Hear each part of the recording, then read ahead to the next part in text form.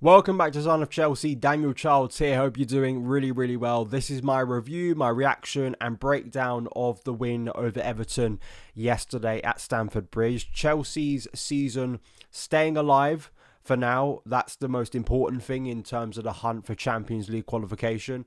And some individual performances that I actually think do deserve a lot of credit. And I think actually hopefully can spark more in the upcoming weeks because I think they are worthy to sort of look at. So there is definitely more meat on the bone with this win than there was a week ago against Fulham, which is obviously a positive, and hopefully that trend continues in the remaining weeks of this season. Please like, subscribe, all of that good stuff if you want the latest Chelsea content. We'll be covering obviously the rest of the Premier League, the Europa Conference League, the transfer news as we head into the summer, and then beyond this season, we've obviously go straight into the World Cup, so the Club World Cup that is. So non-stop Chelsea on Son of Chelsea, for better or worse. So thank you again for tuning in and for giving us your thoughts on the Blues. So the starting 11, as we always do, best place to start. I was a little bit surprised with some of the selections, I have to be honest. I think the biggest surprise for me was Romeo Lavia starting. Maresca had made such a big deal in Friday's press conference about this is a guy who's just returned from being off on the sidelines, another injury setback. He's been so fragile this year with having so many injury setbacks. I just didn't expect him to start and play as much as he did in this game. That's not a negative because what actually happened was a positive of him playing. I just hope we haven't overexerted him and that's it for the rest of the season because listen, we know with Lavia, he has had so many setbacks despite when he's actually on the pitch showing a lot of promise. So that was the big surprise. Neto starting again. Madueke, I think this was the other big surprise. Madueke starting on the left side of Chelsea's attack, which it must have happened last season under Poch, or maybe even the first half when he was here, like the second half of that 22-23 season maybe. But I can't remember Noni playing much on the left side of Chelsea's attack. I was staggered watching it. But as I say, that was another positive. Palmer, Jackson, Fernandez, Cucurella, Colwill, Chalobah, Caicedo kind of playing that hybrid right back / central midfield role, and obviously Robert Sanchez in goal. I felt Chelsea started the game brilliantly. I think overall that first half was the strongest first half I've seen from Chelsea in the Premier League for some time. Maybe even some of the Conference League games. Consistent criticism I've had about Chelsea is it feels like we waste about 45 minutes and then only really get going in the second half. This was a game where it felt like Chelsea were foot on the gas and there were some really nice moments, and I think firstly, it kind of continued throughout the entirety of the game, actually. Noni Madueke on this left-hand side, because you've got a player here who I think some of the criticism is he's kind of a bit predictable, Noni. He wants to get onto his more favoured foot when he's on the other side. I actually thought this was a great performance for Noni because I think what it showed a development, an ability to be versatile and adapt to the circumstances, still make yourself kind of a really strong performer in the game. He has a nice 1-2 early on with Cucurella down the left side. He cuts onto his right foot, his weaker foot. You see so many players like Palmer's guilty of this, doesn't want to shoot on his right foot, but he was kind of in the only position and he forces Pickford into a good save. And I just think it set the right tempo. You know, you want Chelsea in these type of occasions against a team like Everton, who are probably not going to provide that much in attack, to take the game to them, to try and show that authority and keep the tempo up, because I actually thought for a 12:30 kickoff, the atmosphere inside the ground, I don't know, it was nice weather in West London. The weather and maybe the mood of it actually felt a lot more intense and kind of loud than it usually does at a 12:30. So that was good to see, and I think it was helped by Chelsea playing well. We had Cucurella volleying wide after a ball dropping down from a free kick. But then, of course, we get the opening goal. And we've got to give so much credit to Trevor Chalobah here, pressing up on Beto, who was the centre forward yesterday for Everton. Really had little to feed off in the game, especially in the first half. Wins the ball back, really intense, pressing up as a centre-back. And then Enzo Fernandez very quickly turning, playing the ball into Nicolas Jackson, who'd had a shaky start. He'd had some moments that gained a lot of criticism from the Stamford Bridge crowd, but he just turns and literally whacks the ball in, rifles the ball into the bottom corner beyond Jordan Pickford with his right foot. And, you know, for a guy who hasn't scored a Premier League goal or any goal for Chelsea since December, you would not know it based on that finish. So happy for Jackson. That now means at the very least he ends this season on 10 Premier League goals. Let's hope it's a little bit more. I mean, given the discourse about this guy, and this is not me saying Chelsea need to do nothing in attack or we don't need another centre forward. I'm just saying, based on the discourse you hear around Nicolas Jackson, basically since he signed for Chelsea, the fact he's going to go 2 seasons, his first 2 seasons, he's at least hitting 10 or more goals, I think is a good return for a guy who cost us around 35 million, which is, I mean, in today's market is effectively the new 15 million. And of course, there's so much more to his game that I think is a lot better for Chelsea, and we know maybe he could shift a little wider in the future. But you factor in the way he's been compared, especially last season, to like someone like Rasmus Højlund, who cost I think nearly double what Chelsea paid for Nicolas Jackson, and it's just remarkable, really. When you hear the internet kind of social media perception of Jackson being this truly hopeless player. And I don't think he's a hopeless player. I think he's a very raw centre-forward. He's had some very difficult moments recently, like many of the Chelsea players, like many of the Chelsea attackers. But I still think there is something there to build off of. I think if anyone's writing off Nicolas Jackson, I just think it's naive. I think it's silly, personally. That's just my opinion. But great moment, and obviously Chelsea scoring for the first time in a first half of a Premier League game. And I'm just going to go through quickly in my mind, because we didn't score against Spurs in the first half. We didn't score against Brentford in the first half. We didn't score in the first half against Ipswich, and we didn't score against Fulham. Our first half goal in a Premier League game since the end of February. So great that run is finally over. And I think this is a good time to sort of speak.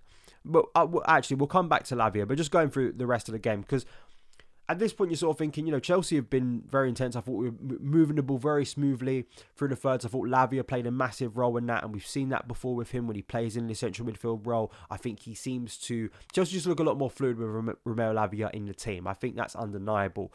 And I thought the team just looked a lot more intense. I thought the way we were looking to exploit the space behind Everton was very effective.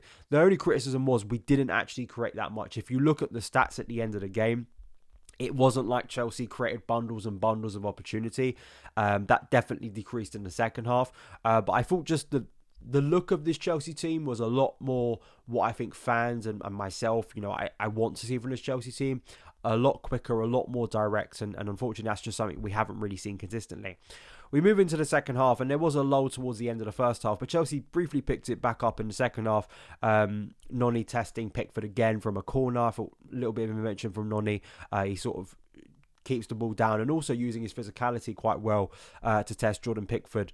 I thought Noni, just even throughout the entirety of this game, again, there was another moment in the second half where he gets the ball onto his left foot and he cuts towards the byline and chips the ball towards the back post. It's cleared for a corner.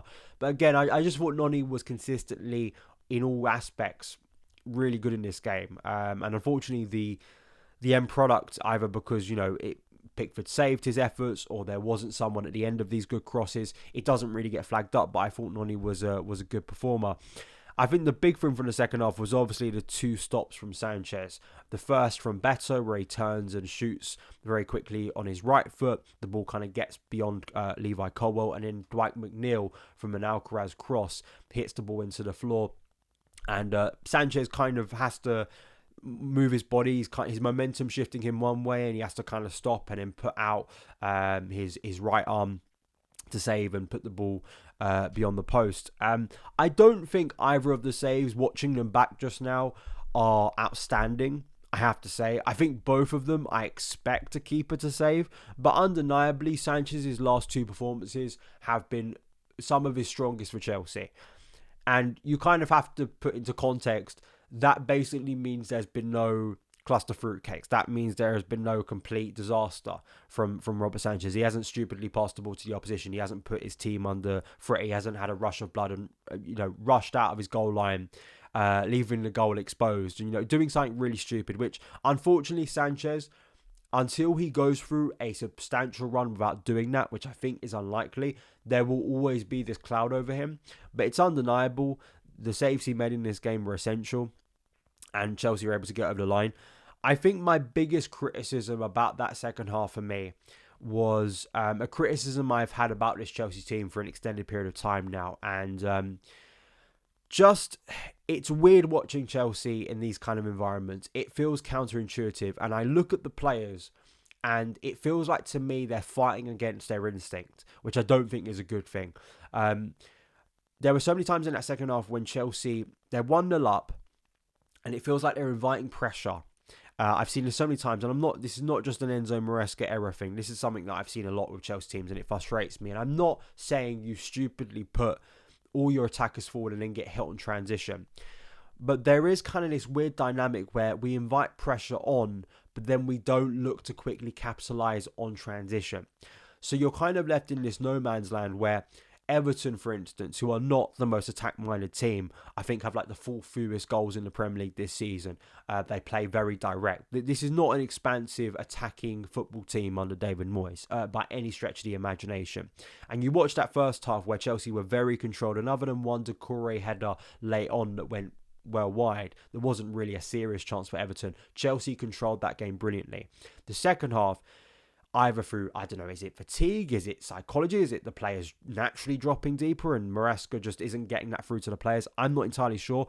I think from an attacking sense, and the Athletic did a great look at this. I think it was actually Tifo, of our direct attacks and counter-attacks just going off a cliff since Christmas. You don't need to look at graphs to see that. People watching it have noticed that as well. So many times when you could see Palmer or Madueke or Neto or Enzo Fernandez, who I think really flagged in the second half, you can see them fighting their natural instinct to play that ball a lot quicker. And it seems like Chelsea do the opposite of what you'd expect a football team to do. Usually when you think of a team building up, you think just naturally the ball and the players have to move quicker the further you get up the pitch, because you're going to face more and more resistance. When your centre-backs have the ball, usually they're not under that much pressure. Central midfielders, maybe they're going to encounter a bit more, but especially once that ball gets into the opposition half and you're getting into the final third, you expect that defence, you're going to be more bodies, you're going to be overloaded usually, and you're going to have to think quicker, you're going to have to move quicker. This Chelsea team at times feels like they do the complete opposite. The ball will move around quite quickly and maybe a little bit more fluidly in the defensive, so kind of defensive midfield third. But then the moment that ball gets into the final third and Palmer reaches and gets the ball and turns and wants to move the ball quickly, suddenly there's this doubt. And I don't know, again, we can talk about the doubt within players' minds, but I've seen this far too often from enough players in this team to make me think this team just is being instructed to not attack quickly. Which again seems silly to me, but it's that kind of stylistic thing and just like effect thing that I think is kind of a continued problem watching Chelsea. I don't really understand it because I think it does the opposite of what people think it should do. People talk about, control, right? I think in that second half you saw Chelsea actually give up control. I think at times when we sit deep, when we don't attack with speed, what it does is the complete opposite of what you think it does. I think it encourages teams on. I think it gives the opponent who are attacking at the shed where the away fans are, who get rallied up, who get motivated. And, if you go for that second goal, and sure, Chelsea had chances to get that second goal, but they didn't get it. I just think in the long term, again, these stylistic kind of tactical things just don't add up to me. I don't think they're getting the best out of the players, and the graphs, as I say, as the trend of this season, the fact that they've gone like that off a cliff in terms of counter-attacks and direct attacks, I think are a warning sign. But I think what they show you is it can't just all be down to players who've started performing poorly, which obviously is some of it, but I think most of it for me is it's clear stylistically and tactically we have been coached to not play like that. And I don't think it's benefiting us as a team personally. When I watched us in the first half, and this is where I want to talk a bit more about Lavia, because I think Lavia, you do think about a alternative timeline where Romeo Lavia stays fit for the majority of the season. I just think he plays the ball a lot quicker. He likes to play the ball one or two touch.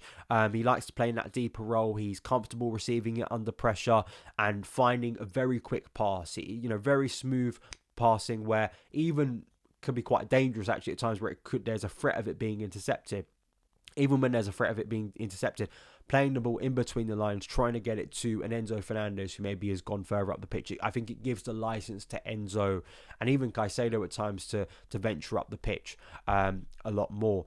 And, it just feels like Chelsea are kind of clicking more as a team. Those awkward kind of things that we've seen under Enzo Maresca, where you feel like players are either getting in the way of each other, players are being misprofiled, or our attack just seems very slow, which it did later on in the game. Arguably, you could say that increased when Lavia naturally then was replaced by Reece James. All of those things for me, Chelsea just look a much more fluid team, and we've seen this consistently. That's probably not a coincidence, but it is an issue because if Lavia can't remain fit for the majority of the season, you need to find an alternative solution to that. Trev Chalobah, I've got to give him his flowers. I think Trev Chalobah was my man of the match, and yeah, personal bias, but I thought he was just so dominant. I don't know if he's heard the rumours about Dean Huijsen and other centre backs, and once again most likely being surplus to requirement, which I just think is ridiculous. Really, it's the thing I say this time every year about Trev. He's such a commendable, reliable, versatile, Premier League quality defender that just does the basics so well on a consistent basis. I don't know why you want to throw that away. I don't know why you don't see that as value within your squad. Passing wise, I think he's underrated. I think in terms of his influence in those big moments, I think he gauges those big moments really well most of the time. Physically, against a direct team, I thought he was head and shoulders Chelsea's best centre-back. I think Levi struggles with that still. I don't think Levi looks very comfortable when he has to go physically against someone. Maybe not even the greatest centre-forward like Beto, who's not even Everton's first choice. I think Trev looks far more comfortable. The amount of times that ball went into the box and he was clearing it, he was blocking it, he was making up for maybe the errors or gaps in defence. I thought Trev was amazing, and we're here every year, right? We're here every year. We may be here because he rises like a phoenix every year. Trev, when you think his Chelsea career is over, he somehow manages to return to Chelsea and make himself a regular. I just don't understand why he can't be within our defensive options next year. I think he's better than Tosin Elorabaya. I think he's better, obviously, than Benoit Badiashile. He's way better than Axel Disasi, who I know he's on loan, but he's still a Chelsea player. Wesley Fofana, a bit like the Lavia situation, I can't judge what's not there for the majority of the season. Wesley Fofana, right, when he is there, is good and can be very impressive, but if he's going to be injured for the majority of seasons, you can't rely on him as a player. So whether Dean Huijsen comes in, whether someone else comes in, I still think Chelsea's defence and our defensive options look a lot stronger with Trevor Chalobah in there, and I think he proved it once again at a key point of the season. Noni, I just think it's really good to see a player adapt, move over to his unfavoured side, but still show an influence in the game. I think that's a really good sign. A lot of people talk about the attitude of Noni, which I don't really know what that means. I have to say, because I think Noni has been Chelsea's best wide player this year, and from an end product point of view, I think he's been head and shoulders above everyone else. And I thought, yesterday was just a good sign of a player adapting and still being influential. Rob Sanchez, you've got to give him credit for keeping a clean sheet and making those two vital stops in what turned out to be a pretty cagey game at the end. And Jackson too. Hopefully that is the spark that lights more goals between now and the end of the season. In terms of where this leaves Chelsea, it's a better performance than it was a week ago, right? I'm still not entirely convinced, and I don't think you can be, because Chelsea are not exactly putting opponents away, even opponents that you'd think at this stage of the season Chelsea should be putting away with much more authority. In a week's time, after the first leg of the Conference League semi-final, we've obviously got Liverpool. No idea what type of Liverpool shows up, but it's going to be a more intense game. But it also is a game against a team who aren't going to come to the bridge and likely sit back. Which maybe gives us an incentive to play a more transitional style of play. Actually, if you look at the upcoming games, there's a lot of those type of games, which maybe suit Chelsea a lot more than playing another Everton, another Ipswich. Teams who are going to come to the bridge and just be a lot more rigid and kind of stubborn. When you're playing the likes of Liverpool, Newcastle away from home, who I know are counter-attacking, but at home at St James's Park, there will be a kind of, as there naturally is for most teams at home, there is a kind of a sense from the home crowd, they want to see their team attack. So there will be more space to attack than Chelsea have had. The issue I have is that if you look at those graphs, as I spoke about earlier, this team doesn't want to do that. So even if there is an opportunity, can we capitalise on that space in behind? And I think that's going to be essential. So at the very least, after Warsaw, I have to say I was very fearful that the season was going to end. And for the majority of that Fulham game, the season looked like it was about to end. They've managed to recover things and it's still alive. Now we really do get into the crunch time of put up or shut up. That's the reality for Chelsea, and whether they can get over the line remains a mystery. But at the very least, we're there and we're winning games again. So those are my thoughts and feelings. Let me know yours in the comments below, and I'll see you again very soon. All the best.